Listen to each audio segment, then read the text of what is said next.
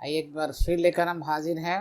Commercial mathematics तो नहीं कहेंगे इसको, लेकिन हम अकाउंटिंग मैथमेटिक्स इसको कह सकते हैं। When we prepare trading account और PL account in that context sometimes I have to calculate some items, missing items. हम लोग देखेंगे कि जब ऐसा कोई मिसिंग आइटम है ट्रेडिंग अकाउंट या प्रॉफिट एंड लॉस अकाउंट बनाते समय तो कैसे हम लोग कैलकुलेट करते हैं। ठीक है, जो इससे पहले वीडियो हमने रिलीज किया था उसमें लिखा था कि हमें कॉस्ट पता है, सेल नहीं मालूम है, लेकिन प्रॉफिट किस पर दिया है, सेल पर दिया है।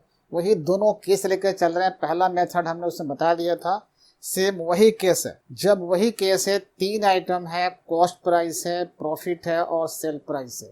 इन तीनों में से कोई ना कोई मिसिंग है, उसी को पता करने के बाद थी तो सबसे पहले ये दूसरे मेथड के अनुसार हम लोग क्या करेंगे। जब ऐसा मालूम हो तो तीन आइटम को हम लोग अरेंज कर लेंगे। जैसा कि ये अरेंज ऐसे करेंगे, हम लोग एक लाइन से लिख लिया, यही तीन आइटम है, पहले मैंने बता दिया था। इसको हम लोग सीधे कॉस्ट भी कह सकते हैं, चलेगा, या कॉस्ट ऑफ गुड सोल्ड भी कहें। मतलब है कि कॉस्ट यहाँ आ गया।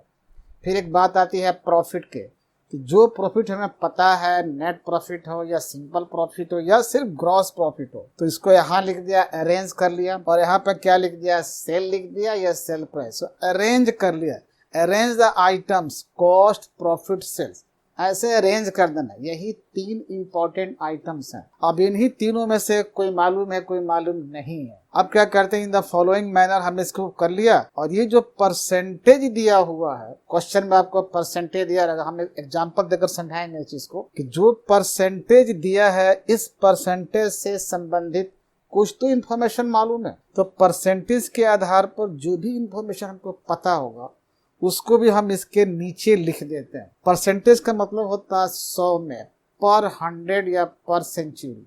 अगर कहीं लिखता है कि 10%, इसका मतलब है कि 100 में 10, तो वो 100 क्या चीज था जिसका 10 ये है। ये 10% अब कहता है कि ऑन कॉस्ट, इसका मतलब है कि कॉस्ट यदि 100 है तो उस 100 में से ये कितना है, 10 है। अगर कहता है कि 10% ऑन सेल्स, इसका मतलब है कि सेल यदि 100 है तो ये कितना है, 10 है। तो ये देखना on the basis of percentage हमें इंफॉर्मेशन क्या पता है। तो जैसे हमने ये वर्ड कोई आइटम को अरेंज किया है, उसी प्रकार जो इंफॉर्मेशन है परसेंटेज से संबंधित, उस इंफॉर्मेशन को हम इसके नीचे लिख देंगे। ठीक है, ये हमारे स्टेप 1 में काम पूरे हो जाएंगे। जब इसको नीचे लिखेंगे, स्टेप 1 हमारा काम हो गया, अरेंज कर दिया। स्टेप 2 में again put the value non. ठीक है, again put the non value under concern item. अब जो कंसर्न आइटम, जिस आइटम का हमें वैल्यू पता है, उस पता वैल्यू को हम इसके नीचे फिर रख देंगे। किसी का तो पूरा वैल्यू पता होगा, क्या कॉस्ट मालूम है तो कॉस्ट के नीचे, प्रॉफिट मालूम है तो प्रॉफिट के नीचे, या पूरा सेल मालूम है तो सेल के नीचे। सबसे पहले मैंने क्या रखा था, परसेंटेज के आधार पर हमें किसका वैल्यू पता है उसको रख दिया। फिर क्वेश्चन में देखा है कि फुल वैल्यू किसका पता है, या तो कॉस्ट पूरा मालूम होगा, या प्रॉफिट पूरा मालूम होगा, या फिर सेल पूरा मालूम होगा। तो जो फुल वैल्यू पता है उसको भी हम संबंधित कंसर्न आइटम के नीचे लिख देते हैं। और जैसे ही लिखेंगे तो अगला स्टेप में बढ़ेंगे कि जो मालूम नहीं है, यानी जिसको निकालना है, जिसको निकालना हो उसके नीचे हम लोग एक्स लिख देंगे। पता तो है नहीं, मिसिंग है वो, तो जिसको निकालना है उसी का काम करना है।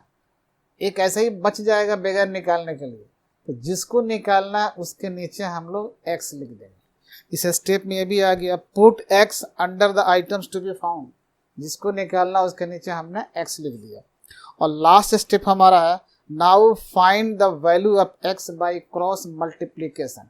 अब वो 4 बनेंगे ऐसे, तो चारों फिगर बनेंगे, उसमें एक एक्स होगा और इसको क्रॉस मल्टीप्लीकेशन करेंगे और इक्वेशन के फॉर्म में इसको लाएंगे। और जैसे ही क्रॉस मल्टीप्लिकेशन करके जो इक्वेशन के फॉर्म में आएगा, तो जैसा कि हम सब जानते हैं एक्स का वैल्यू निकाल लेंगे। और एक्स का वैल्यू जो कुछ आएगा वही तो हमारे मिसिंग वैल्यू है। जो हमें अननोन था उसको हमने इक्वेशन की सहायता से वैल्यू निकाल लिया। अब ये भी हमारी बात खत्म हो जाए, जो आएगा एक्स का वैल्यू वही हमारा रिक्वायर्ड आंसर है। अब इसको समझते हैं कि एग्जाम्पल के सहायता समझते हैं। एग्जाम्पल नंबर 1 लिखा है, जिसे मान लेते हैं। तो 3 आइटम थे, कॉस्ट, सेल्स, प्रॉफिट। देखते हैं क्या मालूम है क्या मालूम नहीं है। चलिए यहाँ पर मालूम है एग्जाम्पल 1 में कॉस्ट हमको पता है, कॉस्ट ऑफ गुड्स सोल्ड 30,000, ये पता है। ग्रॉस प्रॉफिट मालूम है 25% ऑन सेल्स, ये प्रॉफिट किस पर है, सेल पर है। लेकिन कॉस्ट पता है तो हमको निकालना क्या है, सेल निकालना है, मान लो मिसिंग है, नहीं पता। या फिर ग्रॉस प्रॉफिट कितना रुपया हुआ वो मिसिंग है, कितना पता नहीं है हमको मालूम। तो जो निकालना हो उसके नीचे हम लोग एक्स लिख देंगे। अगर हमें सेल निकालना है तो सेल के नीचे एक्स लिखेंगे, या हमें ग्रॉस प्रॉफिट निकालना है तो उसके नीचे एक्स लिख देंगे। तो सबसे पहला स्टेप में क्या करते हैं, इसको अरेंज कर रहे हैं, इन तीनों आइटम को अरेंज करेंगे।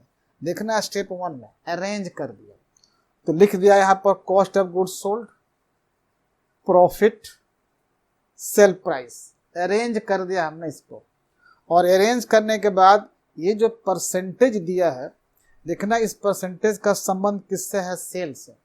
कहता है कि 25% ऑन सेल्स। इसका मतलब क्या है कि सेल यदि 100 होगा तो ये प्रॉफिट कितना है, 25। तो on the basis of percentage जो वैल्यू अवेलेबल होगा, जो इंफॉर्मेशन अवेलेबल है on the basis of given percentage, उसको हम पुट कर देते हैं संबंधित कंसर्न आइटम के नीचे। तो देखिए यानी कि जीपी कह रहा है कि 25 होगा तो सीधी सी बात है कि सेल कितना होगा, 100 होगा। या ऐसे कह सकते हैं कि सेल यदि 100 होगा तो ऑटोमेटिक इस 100 का 25% 25 जीपी होगा। तो ये कहानी चलेगी ऐसे, एक एरो का निशान बना रखा है कि हम शुरुआत कैसे करेंगे पुटिंग करने का। सेल मालूम हो जाए 100 तो परसेंटेज 25 रुपये इसके नीचे आ गया, इधर से लेकर चलेंगे। और जब हमने देखा है कि अब तो जीपी मालूम हो गया 25 और सेल मालूम हो गया 100, तो ये निकाल सकते हैं। हमको प्रॉफिट मालूम है, सेल मालूम है, तो कॉस्ट तो आराम से निकल सकता है। यानी इस सेल में से आप प्रॉफिट को माइनस कर दो तो कॉस्ट निकल जाएगा। तो वही हमने क्या किया है, इस 25 रुपया को, ये प्रॉफिट है, इस सेल में से माइनस कर दिया तो देखो कॉस्ट आ गया। यानी स्टेप हम किधर से किधर चल रहे हैं, ये राइट टू लेफ्ट चल रहा है, क्योंकि ये मालूम था सेल तो ऐसे बढ़ते चले आए, एक हल्का एरो का निशान है।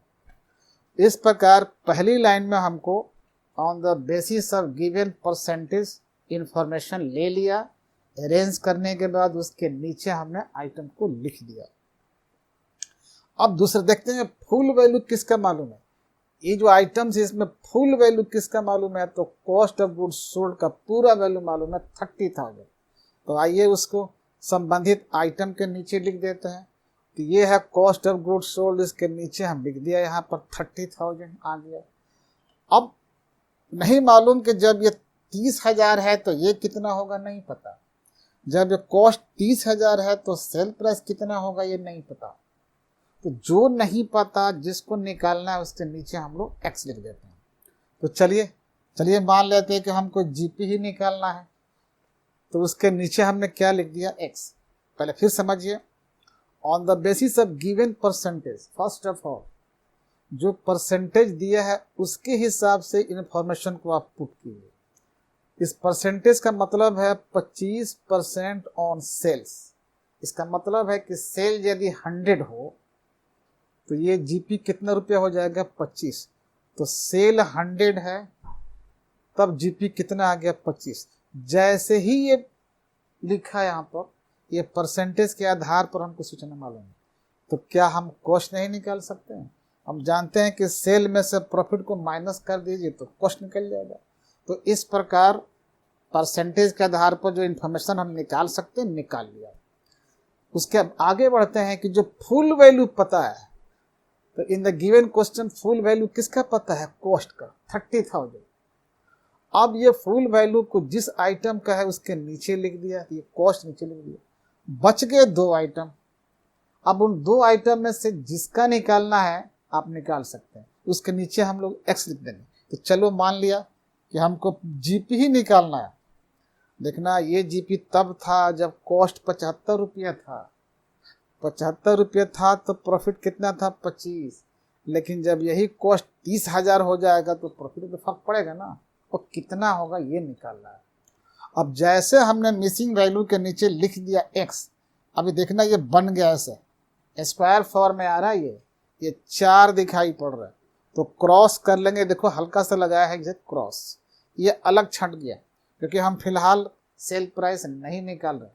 अगर इसको निकालना होता तब ये एक्स हम यहाँ लिख देते, अब जैसे हम यहाँ पर एक्स लिखते तब ये बीच को ढक लीजिए, तब ये ऐसे क्रॉस हो जाएगा, ऐसे मिलेगा, बीच वाला गायब हो जाता है। पहले किसी एक को निकाल लीजिए, बाकी दूसरा अपने आप निकल जाएगा। तो चलिए हमने इसमें स्क्वायरिंग कर दिया है, ठीक है। अब क्रॉस मल्टीप्लिकेशन करते हैं।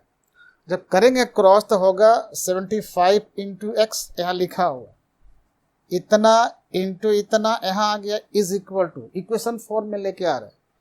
फिर इतना इंटू ये 30,000 इंटू 25, और ये बन गया इक्वेशन। और जैसे ही इक्वेशन बना, हम सब जानते हैं कितना आसान है एक्स का वैल्यू फाइंड आउट करना, सिंपल इक्वेशन बन चुका है, आप सब जानते हो। वैसे हालत में क्या करेंगे, एक्स का वैल्यू पता कर लेते हैं। एक्स को हमने यहीं रखा और ये 75 से हम लेके डिवाइड कर दिए। डिवाइड करोगे, काटोगे, कितना आ जाएगा हमारा ग्रॉस प्रॉफिट 10,000। ये 10,000 एक्स का वैल्यू है और एक्स क्या है, जीपी, यानी इस पोजीशन में हमारा ग्रॉस प्रॉफिट का वैल्यू आ गया 10,000, लिख दिया है इज इक्वल टू जीपी। अच्छा, जब ग्रॉस प्रॉफिट निकल गया, कॉस्ट प्राइस पता है, तो क्या लगता है सेल नहीं निकल जाएगा? बिल्कुल निकल जाएगा। आप उस कॉस्ट प्राइस में इस जीपी को जोड़ दो तो निकल जाएगा सेल प्राइस। यानी अगर सेल प्राइस निकालना होगा तो देखो यहाँ लिखा हुआ sale price is equal to cost price plus GP. तो कॉस्ट प्राइस है 30,000, यहाँ लिख दिया, और जीपी हमने अभी अभी निकाला है उसको यहाँ लिख दिया, और दोनों जोड़ने के बाद आ गया 40,000 का सेल प्राइस। तो बस एक कोई निकलेगा तो बाकी जो बचे वो भी निकल जाएगा इस तरह। तो उम्मीद है कि ये बात समझ में आपको आई होगी, आप ऐसे अरेंज कर लोगे। एक और एग्जाम्पल लेते हैं, ये बात समझ में आ गई, फिर उसी तरह से बनाते हैं। नीचे देखना दूसरा एग्जाम्पल है, इसको हम मिटा देते हैं, ये क्वेश्चन भी हमने मिटा दिया। जरा एग्जाम्पल नंबर 2 देखना, ये 2 नंबर क्या पता है उसको पहले हम पुट कर लेते हैं। इसी अरेंजमेंट पर काम कर रहा, अरेंज कर दिया, 3 आइटम है, अरेंज करते इस परसेंटेज के आधार पर क्या मालूम है, देखना जरा।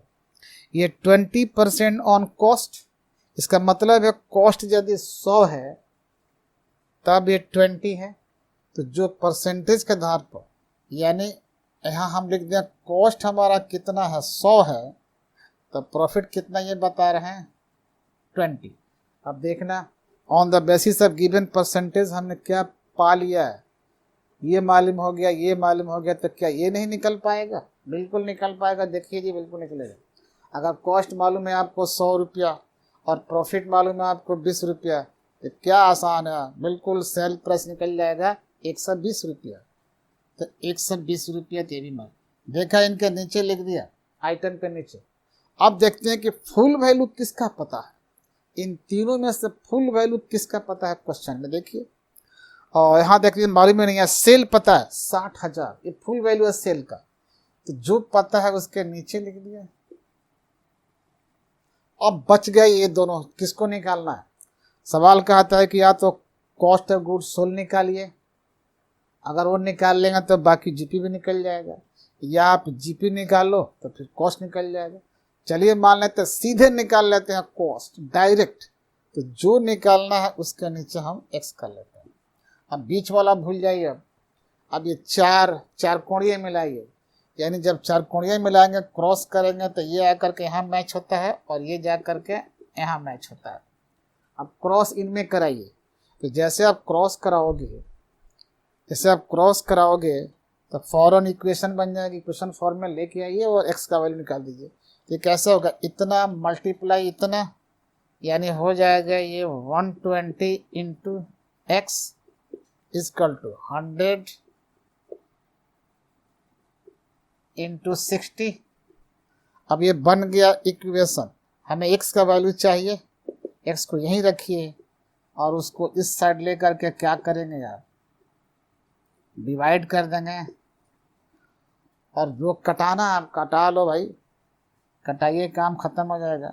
0 से कट गया 0, 60, ये कट जाएगा ऐसे, कितना निकल जाएगा, ये सीधे सेल हमारा निकल गया 50,000। अच्छा, जब सेल 50,000 निकल जाएगा, यानी सेल हमारा निकल जाएगा 50,000, सॉरी सेल नहीं था, कॉस्ट। ये कॉस्ट हमारा कितना निकल गया, 50,000 निकल गया कॉस्ट।